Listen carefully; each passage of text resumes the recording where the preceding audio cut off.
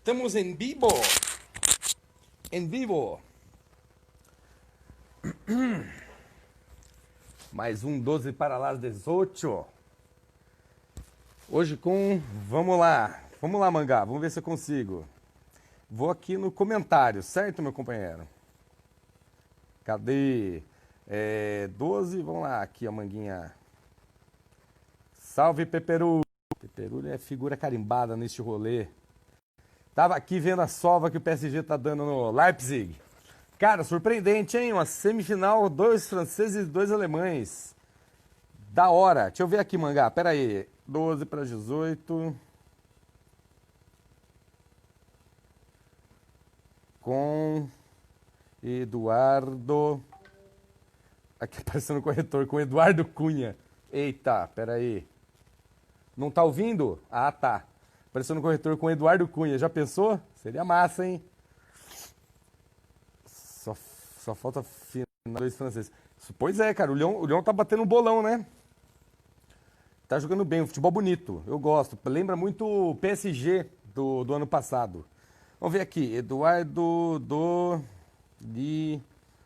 Livramento.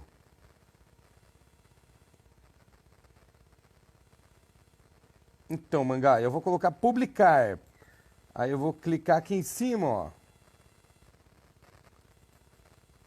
Então, cadê fixar? Fixar comentário. Aê, caceta. Tô aprendendo, cara. Eu sou analógico, bicho, aqui, ó. Pra provar que eu sou analógico. Ó, o meu estúdio de trabalho. Isso aqui, ó, minha escrivaninha, tal, não sei o quê. Tintas, cara. Eu trabalho com tintas, entendeu? Também, né? Ó, uma tela que eu fiz, tem mais umas 20 telas, tudo embalada ainda, que eu não tirei da mudança. Fernando Lacha enviou uma solicitação para participar do vídeo. O Fernando Lacha, o Eduardo Livramento, é você, meu companheiro? Se for você, diga que veio. Será que é você, Eduardo Lacha? Vamos ver. Se sim, dá um alô aí que a gente vai começar. Chegamos em 12 para 18, minha gente. Será que é ele? Eduardo não entrou ainda, pelo menos não com o WhatsApp dele. Vamos ver se é ele aqui que pediu para participar. Ou não pediu mais para participar. Peraí. Rafael Moreira, boa noite. Letícia Gabriela, tudo bem, querida? Você já tá aqui com a gente, hein? Quem mais? Vitor Leão Ferrer, boa noite, companheiro. Rodair Pereira. Cunha não. Que isso, cara? Eduardo Cunha foi um gênio. Do mal, mas foi um gênio. Aqui, deixa eu ver. Livramento. É isso aí. Cadê?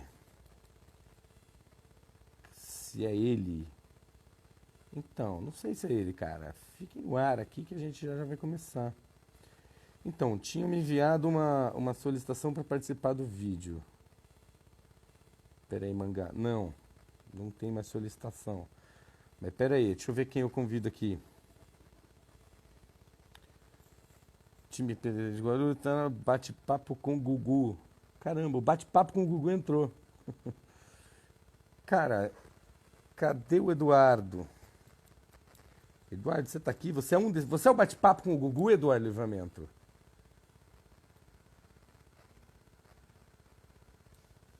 Não, cadê? Tô no aguarde, minha gente. Tô no aguarde que hoje tem umas perguntas legais para fazer para esse companheiro. Vamos ver, eu gosto da voz dele, tem uma voz de fumante ou ex-fumante, não sei bem também. Como fumante eu simpatizo. Não vou mais fumar não, Manga, pode ficar tranquilo. Não vou dar o prazer de você me esculhambar. Cadê Livramento? Cadê você, meu caro? Fernando Lacha, você é o Eduardo Livramento que tinha me mandado mensagem?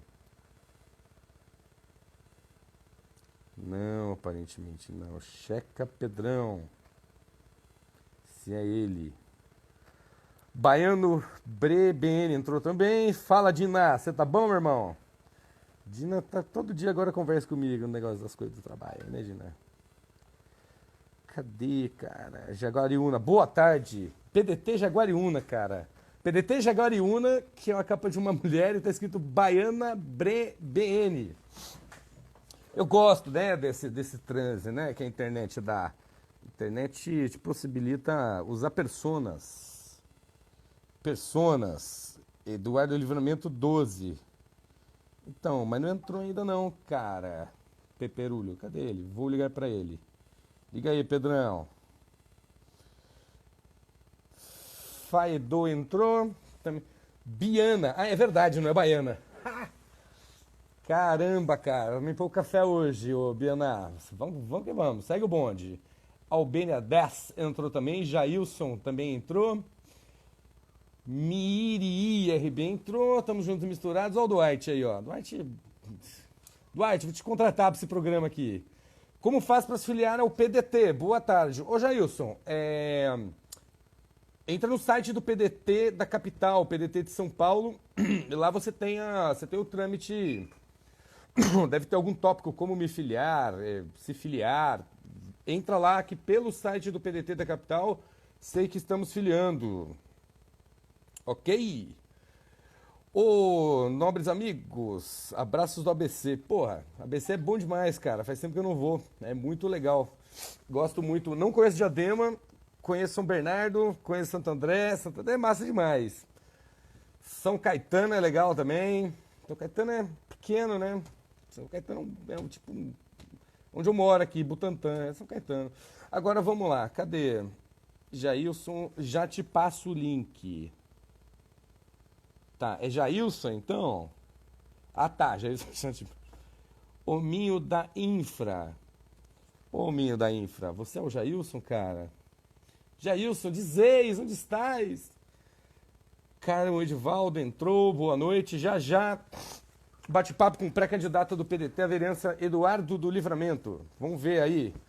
Eu sei que ele gosta muito. Cadê Eduardo? Pois é, Jonas. Cadê o Eduardo, cara? Ele deve trazer o Eduardo do aprisionamento, porque deve estar preso em algum lugar, cara. Tô aqui, Jailson Nem. É você. Não, você não é o. Mudão. Ó, meu irmão, ó. Meu irmão mais velho vai me ver hoje aqui, né? Entrei conversando com o Eduardo. Se ele aparecer. E aí, Mudão? Brian Ciro, 22, entrou. Boa noite, Brian. Raul Felipe também está na área. Não apareceu o link. Bom, aí vocês vêm, vocês conversam aí. Você e o Manga. Manda pro Jailson aí, Mangá, o rolê do site. Mas, ô Jailson, entra no site, cara. pdt.sp. Não tem muito erro. Charles Bessa também entrou. Aguardem aí, minha gente. Temos um convidado, o cara é bacana. Já tive a oportunidade de conversar algumas vezes com ele pelo... Ué, Jailson, será que é você? Eu vou te chamar aqui, cara. Já mando o Jailson. Pera aí, vou chamar o Jailson. Mas, cara, Jailson, você é o Eduardo? Essa é a minha pergunta. Porque já entrevistamos gente aqui que entrou por PIN, pelo Instagram de outras pessoas. Só saber isso, cara. Se for você, eu te chamo. Se livra aí, parece livramento. Pois é, cara.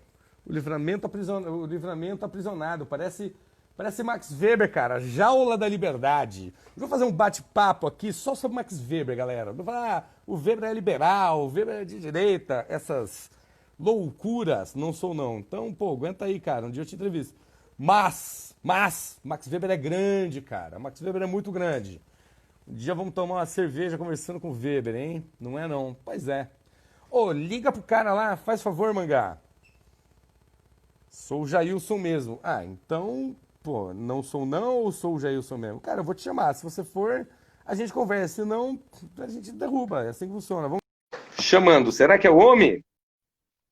Que tal o Max Weber? Max Weber é fantástico, cara. Mesmo, Mudão. A Ética Protestante é um dos melhores. O Max Weber é tão bom. Ó, que ele já escreveu sobre música tonal indiana. Tem um artigo dele... meio que do final da vida, ele ficou uns 6 anos sem escrever nada, só tocando piano. E ele escreveu um livro sobre música tonal indiana, comparando com a música ocidental. Uma piração. Joia rara, Mudão. Um dia nós conversamos sobre isso, sobre música tonal indiana. Você pode conversar do bigode aqui, eu converso sobre o que eu quiser, cara. Como diria o meu muso inspirador, dá pra gente se enforcar com as cordas da liberdade.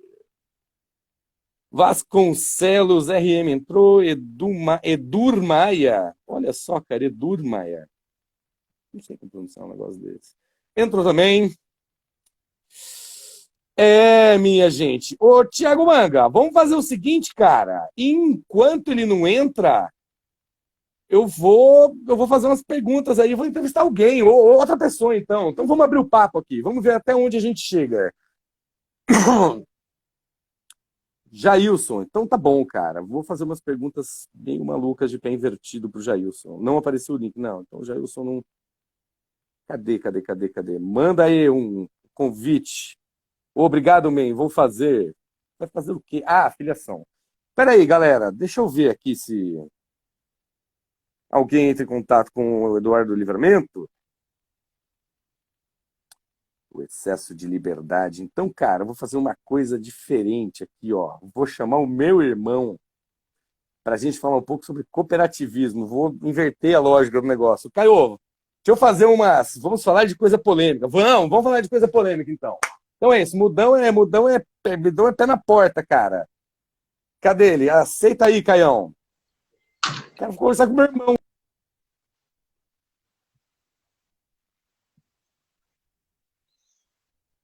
Solução caseira, né, querido? Ô, Caião, você tá me ouvindo, cara? Temos público aqui. Sua internet tá ruim, hein? Ou não? Melhorou? Dá uma olhada, ó. Acho que talvez seja a minha, ó. A minha tá tinindo, trincando, meu chapa. Ah, agora vai. Tudo bom, Caio Chiariello? Tudo bom, Franco Chiariello? Pô, por aqui, cara, muito bom, cara, muito bom. Quer dizer, o negócio não tá tão bom, não. Vou contar uma charge pra você, Caio. Você vai entender de onde eu vou chegar. Calvin Haroldo, cara. Calvin Haroldo. O Calvin sempre muito malandro, o Haroldo sempre muito safo, né? Aí um dia o pai do Calvin chega pro Calvin, põe a mão atrás da orelha assim, Calvin, quer ver uma mágica? E tira uma moeda de trás da orelha do Calvin, mudão.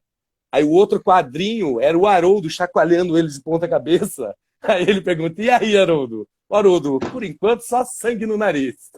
Mudão, o Brasil tá assim, cara. Por enquanto, muito sangue no nariz, meu chapa. Muito sangue no nariz e pouca moeda atrás da orelha, né, cara? Esse que é o problema, né? É isso, né? Ô, Mudão, então Pouca eu vou perguntar moeda. uma...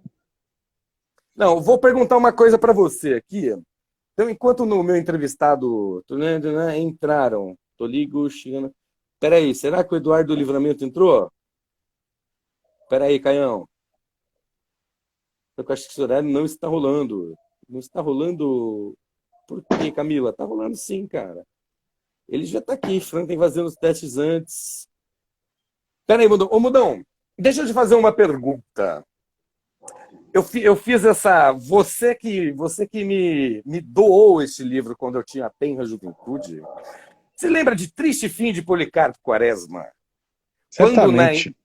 quando então, na nova República Brasileira, um senador e um coronel de 4 estrelas estão conversando numa sala no jantar de comensais, e o general pergunta para o senador, nobre senador, como está o Brasil? E o senador, o Brasil é um dínamo, vai de vento e popa, exporta, estamos voando.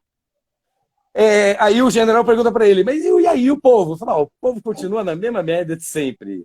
Ô Caio, por que o Brasil virtualmente ele voa e o povo come Zelda, para não falar palavrão para os nossos puritanos ouvintes aqui?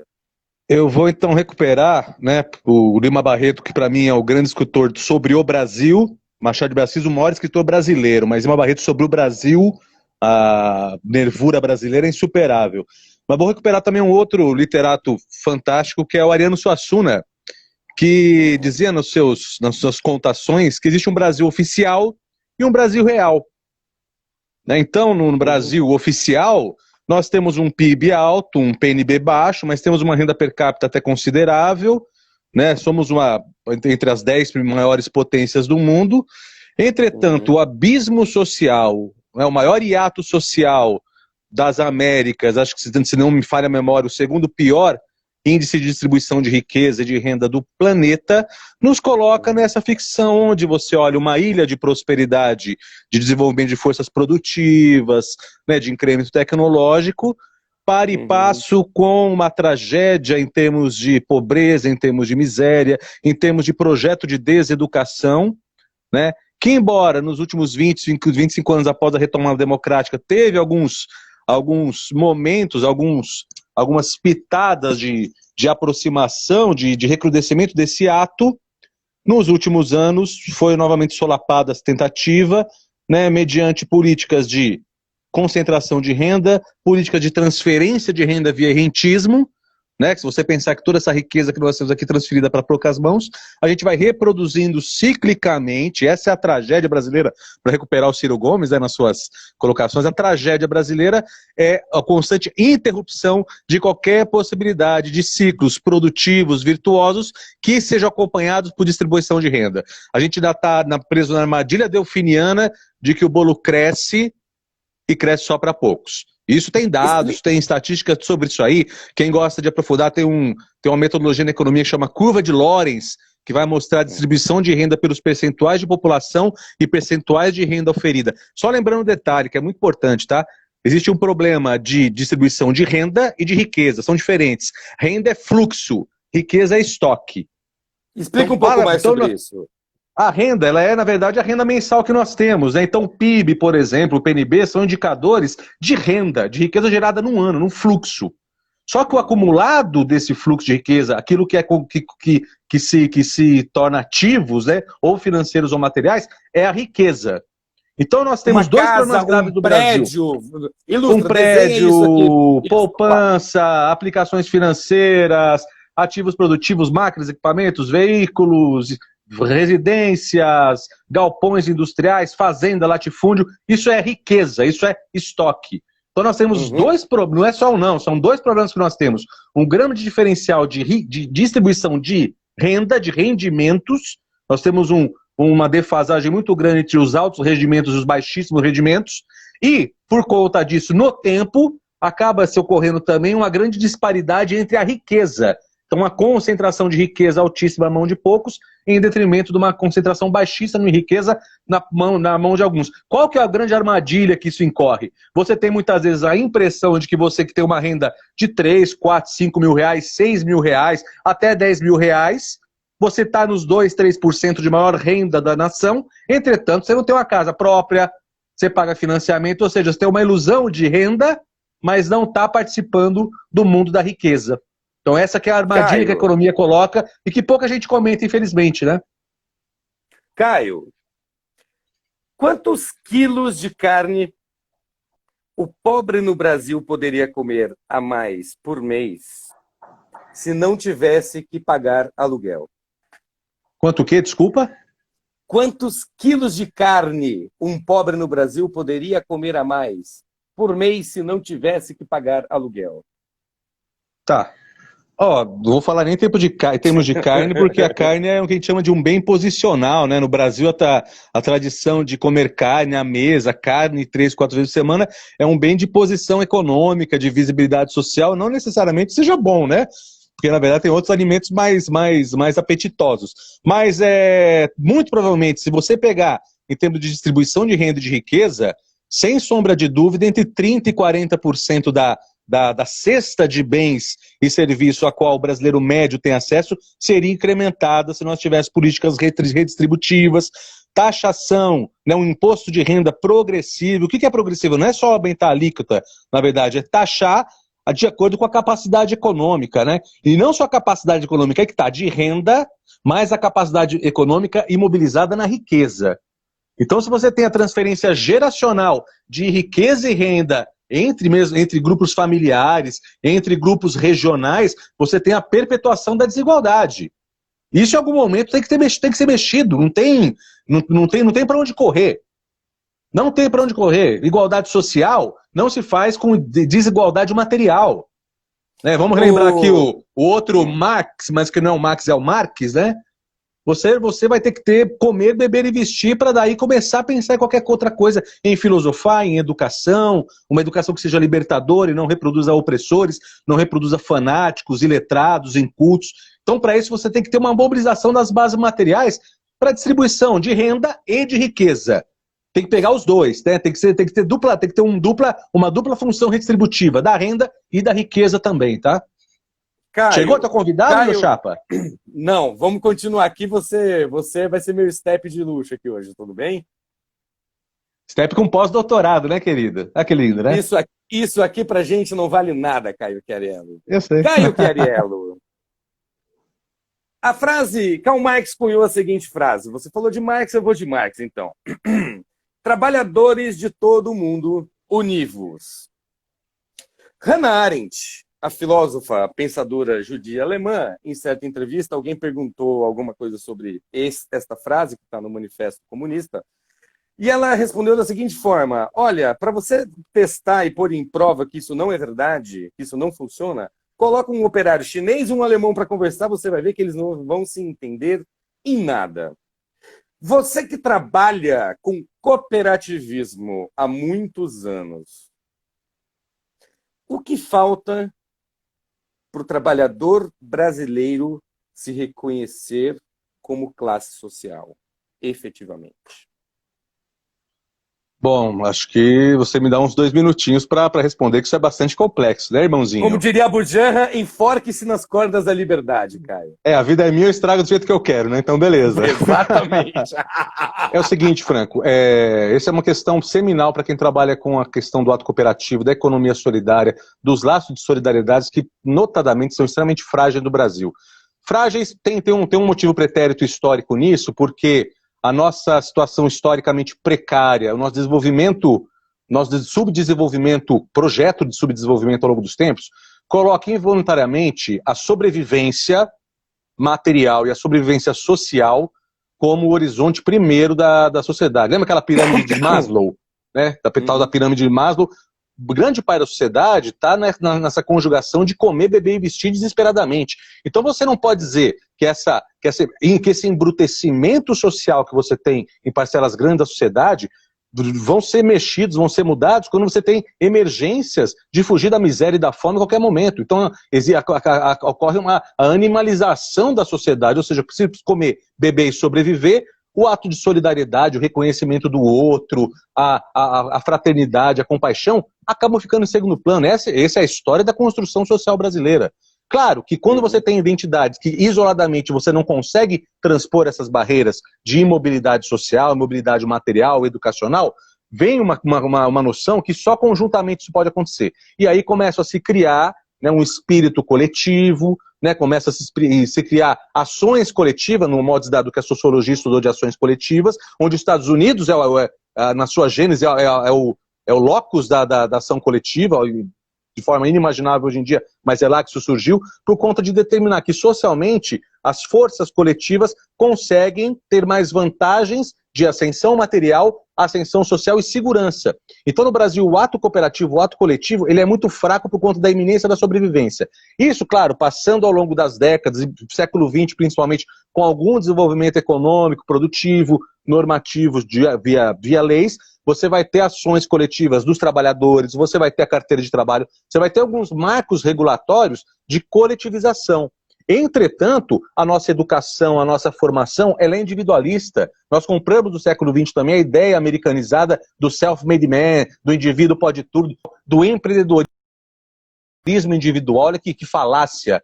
Então, todos esses atributos negativos, todos esses atributos negativos acabam comprometendo a noção de solidariedade de classe e de reconhecimento de classe. Não por acaso, outro dia o Galo lá dos figuras lá dos motoboys falou que ele vai mobilizar a galera para fazer um movimento coletivo, os caras mandam ele para Cuba. Porque eu tô mirando, eu ser motoboy é algo precário, eu sou empresário. Eu ia te perguntar sobre empresário. Isso. Que empresário, então, cara, que empresário. Tu trabalha 16 horas por dia. Qual que é a sua... na verdade, a posição social que se tem é renda e riqueza. Onde você está na sua renda e na sua riqueza? Você participa de qual fração da sociedade? Desculpa, mas quem conduz uma motoca 12, 16 horas por dia não está no 1% da renda e da riqueza adquirida, né? Só para dar um exemplo, tá bom? Não, então, foi escuro. Vamos lá. Não, tá ótimo. Eu quero te perguntar justamente sobre isso, porque outro dia, inclusive, eu e vocês, nós já conversamos muito sobre isso, mas eu não quero expor a intimidade da família Chiariello, porque o nosso público, eles não merecem. Eu quero pontuar uma coisa muito precisa aqui para você. Eu escrevi um post outro dia no Facebook, relatando exatamente isto. E o modo como algumas mobilizações, ainda que precárias e incipientes, estão começando a se formar para se gestar cooperativas de entregadores, etc. Um grande amigo meu, Giovanni Bafô, que é da Quebrada, poeta fudido de mão cheia da Quebrada, escreve assim, fala, Francão, o molecada tá ganhando 2, 3K por mês, 1.000, né? E os moleques pararam de roubar, velho. Então, estão pedalando, estão se lascando todo esse contingente de horas aí que a gente está conversando. Então, a minha pergunta é a seguinte. Mas estão tirando os 2.000 por mês? 2, 3 pau? Então, segundo assim, estatísticas, se o cara consegue trabalhar 15 horas por Como dia diz, numa bike, ele consegue tirar. Não, então, pois é. Mas a minha pergunta é a seguinte. A sedução do capital, Caio, a sedução do poder de compra. Outro dia eu fui na 25 de março, eu só vi petróleo. Tudo em volta era o petróleo. É uma sedução muito grande. Os tênis são bonitos, as cores são vibrantes. Caio, a gente não perdeu essa batalha? O que eu quero dizer, esse pensamento iluminista que veio até aqui, eu não acho que a gente tomou na cabeça? E se sim, como reverter essa história? Então, três coisas podem ser pensadas, refletidas em relação a isso aí, né? Assim, eu sempre me coloco no lugar do outro e falo, quem sou eu para fazer botar dedo, qualquer crítica ao cara tá ganhando 2, 3 pau e ter acesso aos bens de consumo duráveis e não duráveis que eu quero, que todo mundo quer, né? Uhum. Ter acesso à tecnologia, ter acesso ao mundo virtual, ter acesso aos circuitos afetivos e pessoais e sociais que isso oferece. Ou seja, eu não vou ficar cagando regra para ninguém. Agora, o que tem que se cuidar é como o acesso a essa hipermercantilização, né, muito baseada em necessidades frugais criadas pela mídia, criada pelo próprio processo de obsolescência programada, obsolescência planejada. É pensado isso? Claro, é pensar, tem um circuito de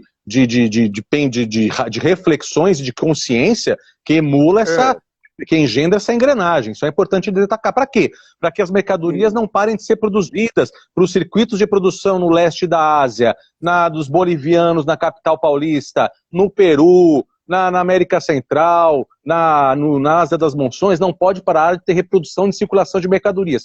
Qual o sentido dessa reprodução e circulação de mercadorias? Abastecer os mercados e não parar o circuito de compra. Ou seja, as cadeias produtivas não podem parar. A venda não pode ser obliterada, porque ela vai comprometer a remuneração de todos os fatores de produção ao longo da cadeia produtiva. Isso é um conceito clássico, tá? Agora, você vai ter que ter o quê? Uma distribuição de renda entre o corpo de trabalhadores para ter acesso a esses bens e serviços. Quando a gente tem um impacto, por exemplo, agora que nós estamos vivendo de recrudescimento do emprego, elevação do emprego, a informalidade, você tem um enxugamento dessa capacidade de compra de parcela da população, mas que não pode ser seduzido. Então eu estou olhando o Facebook, o tênis, estou olhando o Instagram, o relógio, estou olhando o iPhone e eu não tenho acesso a ele. E aí é que o bicho pega. Ou seja, é a nova promessa iluminista. Lembra o iluminismo misturado com o cobrador do Rubem Fonseca, né? Me prometeram iPhone, fala um pouco sobre isso. Me prometeram tênis, me prometeram bike da hora, me prometeram uma motoca nos 18 anos e eu tô achando que não vou ter acesso a isso, tá? E aí tem as opções que agora estão colocadas no cardápio. Vou pro empreendedorismo individual, achando que como pequeno empresário de mim mesmo, empregador de mim mesmo, eu consigo ter acesso a esses bens e serviços, ou vou me identificar como classe como toda que está precarizada em relação a esses bens e serviços, que está solapada do acesso a esses bens e serviços, e me coloco dentro de algum movimento, de um coletivo, para tentar oferir não só, a diferença, hein? Não só emprego e salário, mas olha um conceito para a gente pensar, trabalho e renda. A gente só está falando de emprego e salário, que reproduz essa lógica mercantilizada. E fala-se pouco em trabalho e renda, que são categorias totalmente diferentes. O PDT fala em trabalho e renda, viu? O PDT fala em trabalho e renda. Então, dividimos a mesma bolsa. Tá certo? Que bom. Então isso é importante, pensar nessas outras categorias, que não vinculada numa recuperação econômica baseada no emprego e no salário, que eles são, via de regra, um caminho pro abismo, porque não vai ter emprego e salário o tempo todo. A remuneração do salário é a abdicação do lucro. Você vai ter um tensionamento constante nessas nervuras, nesse tensionamento histórico que existe. Então, parar de falar tanto emprego e salário e falar mais de trabalho, renda, dignidade, acesso a bens e serviços. Mas quais bens e serviços? Educação, livro, bom acesso a boa música, boa cultura. Ou seja, pararmos de criar o que foi feito nos últimos 15 anos e todo mundo sabe disso. Parar de criar cidadania via consumo. Claro, a chave do consumo é importante. Comer, beber e vestir. Mas chave de cidadania baseada em reconhecimento de classe, em busca do seu lugar no mundo, com um trabalho que faça sentido, uma jornada de trabalho decente. Entendeu? Relações de e no trabalho decentes para que o trabalho e renda consigam manter a fruição do tempo com lazer, com dignidade e com prazer para as pessoas. Esse é o promessa iluminista do século XXI, meu chapa. Caio, você está querendo que o pobre no Brasil descanse aos sábados tomando cerveja? Eu acho muito audaz a sua questão. Eu acho que você. Não, quero que ele descanse todo dia. Você é comunista, cerveja. Caio. Você é um comunista, entendeu? Um comunista de nada. Comunista? Caio. Cara, só de sábado? Sábado é muito pouco, meu irmão. Você tá louco? Tem que ser de segunda a segunda. Caio Chiariello. Vamos fazer um papum. Pergunta rápida, resposta idem, pode ser? Manda. O melhor livro de ficção que você já leu na sua vida? 1984. Só porque você Ficção naquelas, né? Ficção naquelas, né? Ó, ficção. Caio, dia inesquecível na sua vida. Eu acho que eu sei qual é.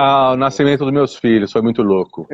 Eu assisti, né? Foi muito louco. Eu lembro, eu tava lá. Então, são 2 dias. Vai, dá uma dupla dose, dá um duplo malte aí. Dá um duplo malte aí pra mim, vai. Faz assim, ó, dobra. Não, assim não, Felipe. Caio, uma personalidade política que você admire aqui e uma que você admire lá fora. Pode ser vivo ou morto, tanto faz. No Brasil, Luiz Carlos Prestes, pelo conjunto da obra. E fora do Brasil, Antônio Gramsci, pelo conjunto da obra também. Antonino Gramsci, muito bem, Caio. Caio, deixa eu te fazer uma pergunta. Aqui, ó, é o seguinte. Toda entrevista que eu faço aqui, eu tenho como costume começar com um card mostrando uma imagem. E essa entrevista começou toda ao contrário, porque o cara não veio. O Eduardo Livramento ficou aprisionado. Mas vamos embora. Então, eu queria cagado, te mostrar. Mas vamos lá. Taca lepão, meu amigo. O importante é não parar o sangue no nariz. Olha só, eu vou te mostrar a imagem, eu vou te fazer uma pergunta em cima dela, ok? Visualizou? Peraí que eu vou transitar aqui no escuro, ó. Peraí. Não tô vendo 100% não. Melhora aí o enquadramento. Ó, sim, ó, sim. Vi. Ok. Caio Chiariello, é o seguinte. Tempos atrás, o ministro da Economia, Paulo Guedes, disse que era uma farra essa coisa de empregada ficar indo para Disney todo ano. E é basicamente a mesma coisa que ele disse, é que pobre adora queimar dinheiro. E que pobre não sabe fazer poupança. Pobre não poupa, né? Pobre não poupa. Esse Claro. o crime do pobre não poupar, né? Mas vem cá, mas ele a sua nata promove festas nababescas, com, enfim, 400 pares de tênis no armário, iates, o caramba. Você acha que a nossa elite, o corpo maior dela, como traço cultural, ela odeia os pobres? Você acha que ela tem um sentimento de ódio? Se sim, discorra sobre. Se não, também. Então eu vou tomar dois aspectos que são importantes a gente pensar nisso, tá? A aversão e o ódio, né? E tem que falar um pouquinho sobre o caso específico do Brasil, né? O que acontece quando aquela história que a gente conversou sobre a formação brasileira precária, desesperada, o abandono? Essa necessidade que o brasileiro médio tem de fugir da miséria o tempo todo, lembrando, a miséria, a rua está em duas picadas para quem não tem estoque de riqueza e para quem não tem renda garantida também no médio e longo prazo. Ou seja, 2 trupicadas, 2 bebedeiras, uma Bobeou, você doença, tá lá. Uhum. bobeou, você está lá. Então essa presença tão grande de uma classe média e média baixa, olhando para baixo para o abismo da miséria, o abismo da miséria olhando para você, cria uma relação de aversão e ódio. Olha que interessante. Então você vai ter no olhar o pobre, olhar o miserável, olhar as classes baixas, o espelho de um possível amanhã. Um amanhã indesejável, um amanhã grotesco, do qual você quer fugir de todas as formas, nem que seja hostilizando, maltratando e, no limite, agredindo as classes subalternas, e para se manter no seu posto ou para subir, bajulando, admirando e, o que é mais triste, cumprindo as tarefas designadas pelas classes superiores. Então a classe média fica nesse limbo, média baixa, fica nesse limbo de hostilizar a pobreza, porque pode ser o endereço dela no amanhã seguinte, e ao mesmo tempo se agarrar nas promessas de uma classe dominante, nos empregos, nas relações sociais, nas relações empregatícias, nas relações afetivas, inclusive, por conta disso. Então, na verdade, quando você tem esse apartheid social e econômico, no Brasil nunca foi mais explícito do que agora. Sempre foi verdadeiro, mas hoje ele é gritante e filmado, né? E filmado, né? Porque o quê? Por que ele está mais gritante hoje? Você vive usando uma expressão que parece que abrimos as catacumbas do inferno. Sim. Você não acha que o cadeado que a trancava era frágil demais? Ele não trancava, ele só era com aquela voltinha lá, o cadeado só era encaixadinho, nunca teve tranca. Entendeu? O que nós vivemos hoje, isso é muito importante a gente ter em mente. É um encontro do Brasil profundo consigo mesmo. Tá certo? A criminalização dos pretos e pobres, a criminalização da favela, a violência do Estado sob a forma do monopólio da tirania policial em cima desses grupos, ela é eterna, ela vem desde sempre, ela é legatária da nossa herança escravocrata, cara. No Brasil, para entender o Brasil, ou qualquer estrangeiro brasileiro, tem que ter na chave da escravidão a compreensão das nossas estruturas atuais. São 50% a 60% da população que são egressas dessas relações. Relação de abandono, relação de ausência de política pública, relação de ausência de inclusão econômica, via emprego e salário, via trabalho e renda também, via políticas públicas, via apartamento espacial, mandando essa população para as periferias, no caso do Rio de Janeiro, mais gritante, porque é um morro ali, você vê o dia todo, tem o asfalto, tem um morro, as relações são mais tensionadas ali, mais explosivas. Então você tem essa construção social há muito tempo. O que nós tivemos desde a redemocratização, de forma muito paliativa e na franja, são políticas reparadoras, políticas de distributivas de renda, mas sem gerar cidadania plena, políticas de integração via cotas nas universidades federais, da qual eu sou parte, tá certo? Cotas no serviço público, a carteira de trabalho do empregado doméstico. Meu chapa, sinceramente, a cota na universidade pública e a carteira de empregada doméstica tem 50% de poder explicativo do bolsonarismo e do que vivemos hoje. Isso para mim é claríssimo. Claríssimo. Reverbera o episódio de ontem da menina, entendeu? Ódio à liberdade da mulher, a dominação dos corpos, como era feito dos escravos há 300 anos atrás. A gente tem uma noção errada, porque a história e o desenvolvimento dela é retilíneo, crescente para frente, inexorável. Não, a história é sanfonada, cara. Os personagens da história revivem. Oi? O ciclo é o eterno retorno. Nós vivemos em looping. Nós vamos para frente, mas em looping. A gente vive espiralmente. Então, o senhor de escravo do século XIX, ele está presente aqui na fala desse empresário pós-moderno, do velho da van, entendeu? Das chicotadas que estão nos quartinhos de supermercado, eles estão ecoando. A Casa Grande tá pisando na soleira de novo. E a gente tem que tomar cuidado com isso para não reproduzir as estruturas sociais e econômicas que dão sustentação para a retomada de discurso que, infelizmente, de forma lamentável, uma fração considerável da nação ratificou nas urnas há 1 ano e meio atrás. Caio Queriello, deixa eu te fazer uma provocação aqui, vou dar uma cutucada em você e fazer uma pergunta na sequência. Explique aqui para os nossos 15 ouvintes, né? O que uma bola de diâmetro de 30 centímetros de um canhão tem a ver com a primeira aula que você dá, geralmente, no seu curso de economia para o primeiro ano? E como está a sua universidade em específico, que ela é de uma região fronteiriça e a galegada pira quando os bugre entram em sala de aula? Fala um pouco do seu cotidiano lá, Caio, por favor. Não, é muito gostoso. A universidade que eu trabalho é Federal da Grande Dourados, no sul do Mato Grosso do Sul, uma das regiões mais tensas de conflito fundiário, da questão indígena, né? É um lamento a céu aberto, é uma questão extremamente delicada, dolorida, né? São mais de 50 mil indígenas, né, das etnias Guarani e Kaiowá, em sua maioria lá, e que vivem uma precarização. São favelas, né, favelas indígenas a céu aberto, né, com pouca participação da FUNAI, de um ano e meio para cá, mais ainda hostilidade por parte da população da região. Então é um problema muito, muito grave, é um Brasil particular e profundo que existe lá.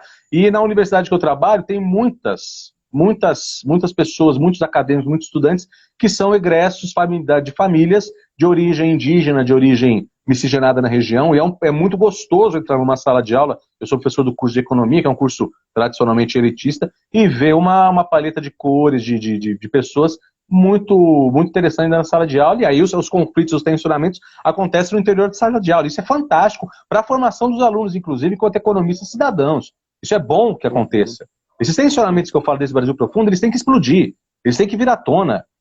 Nessas alianças nossas feitas por cima, historicamente, inclusive no período recente, né, das ditas esquerdas, isso não tem mais lugar. Não tem mais aliança por cima, isso acabou. Agora, só voltando. Aí eu dei uma aula de formação econômica do Brasil, e eu pergunto pessoal, vamos lá, moçada, a gente aprende no colégio tal, que os portugueses chegavam aqui e trocavam as coisas com os indígenas, né? Permuta, escambo. Aí eu lhes pergunto, o que os portugueses traziam para trocar?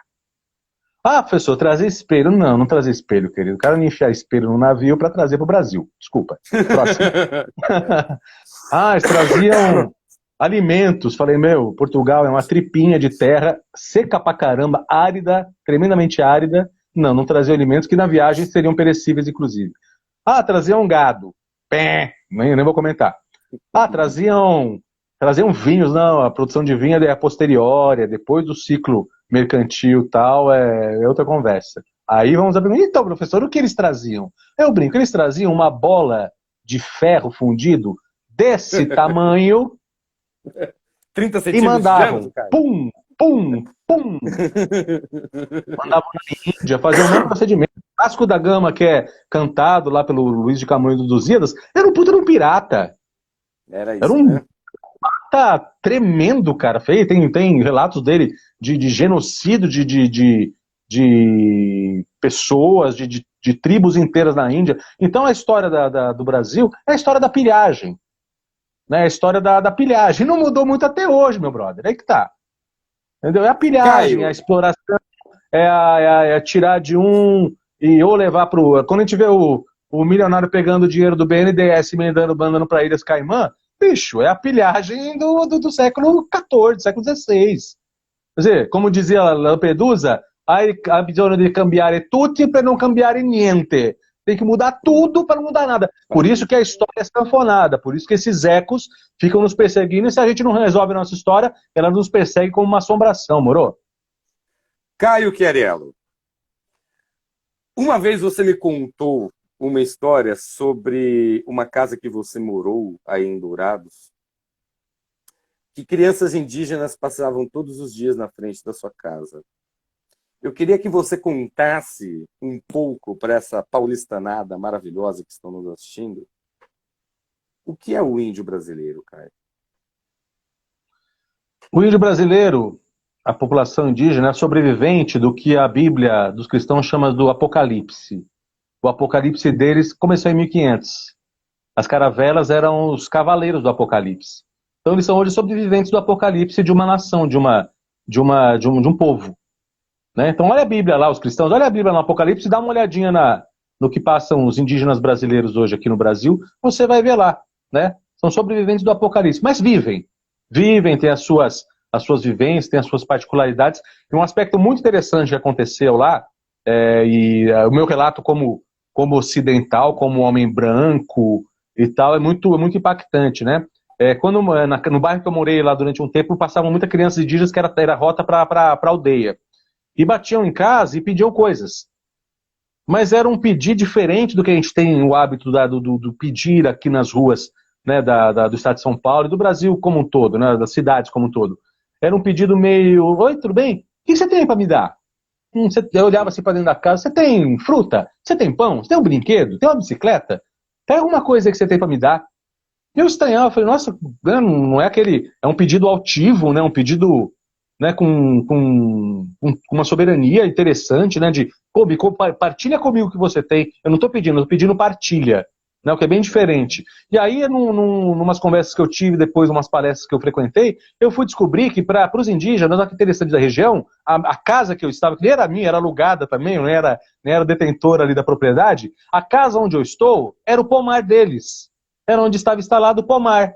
Então, da mesma forma que eles têm todo o direito de entrar aí no pomar e fazer a coleta, porque são povos coletadores, não são povos cultivadores, são coletadores, da mesma forma que ele iria lá no pomar para coletar, ele bate na minha porta e faz a coleta dele, de forma altiva, digna e sem a renúncia da sua autoposição no mundo, como a gente vê, infelizmente, de forma produzida, encarada nas ruas das grandes cidades aqui do Brasil. Então, são experiências interessantes, diferentes, que a gente tem acesso, e entender esses Brasis é fundamental, como no caso que vocês, eu sei que tem, para pensar um projeto de Brasil plural, né? É fundamental que se tenha a sensibilidade dessa leitura mais aprofundada, mais cuidadosa, com os vários Brasis que existem dentro de si mesmo, e esses vários Brasis que sofrem os sofrimentos alheios, que a gente tem que ter empatia total em relação a isso.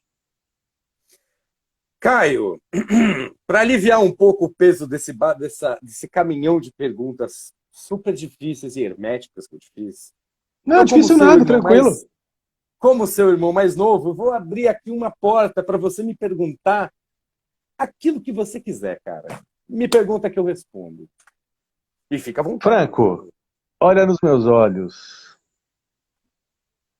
O que é a vida?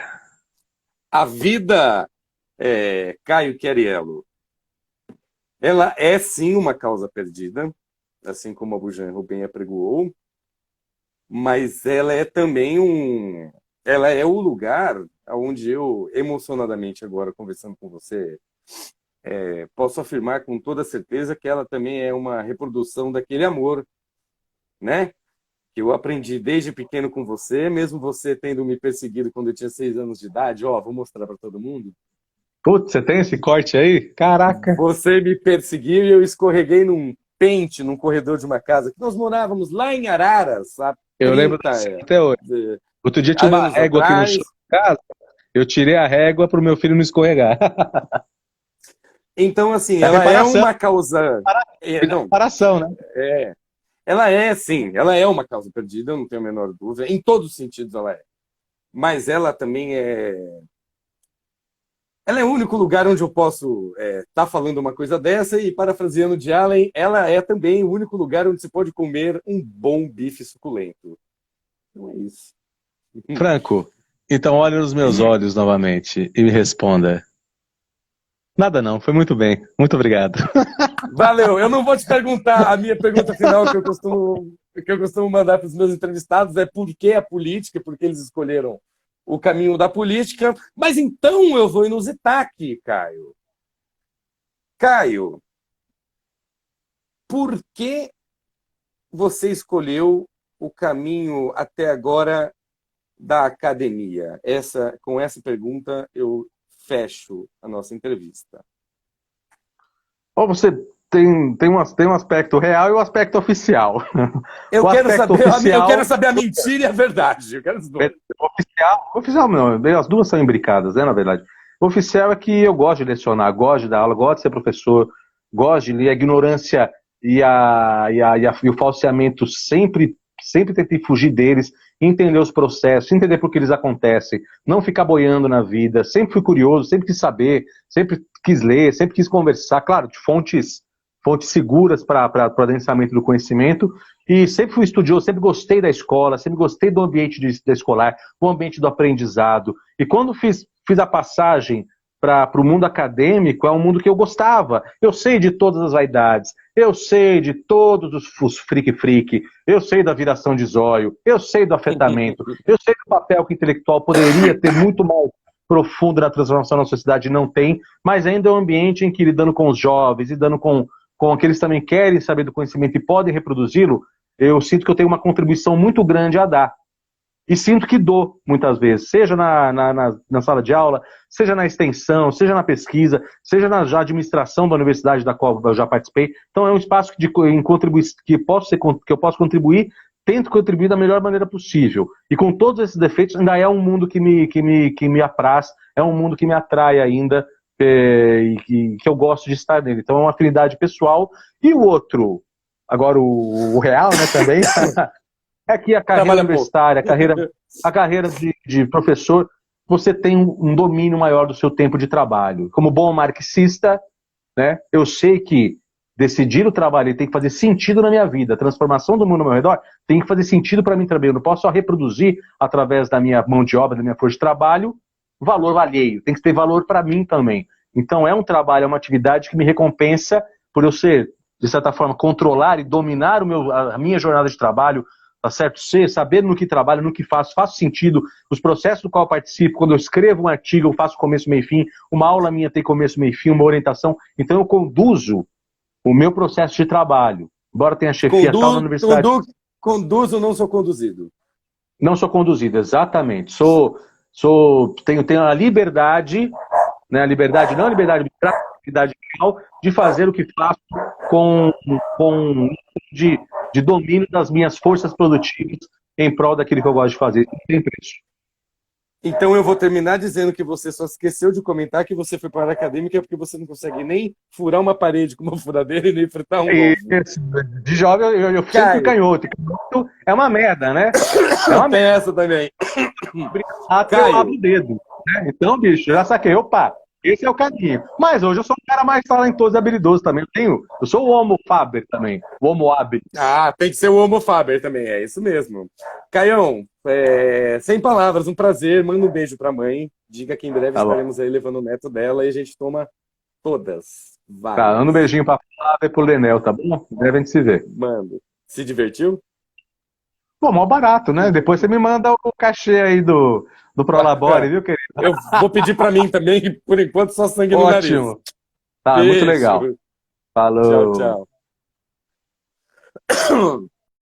É isso aí, minha gente. 12 para 18 hoje, pegando com a pá uma areia de um lugar e colocando em outro. Amanhã, não sei quem vem amanhã. Quem é amanhã? Ó, não sabemos, é um caos. Mas estaremos aqui às 12 para 18, religiosamente, salvo engano. Amanhã quem coordena as picapes daqui é o Thiago Manga, ou o Vinícius Gilberti.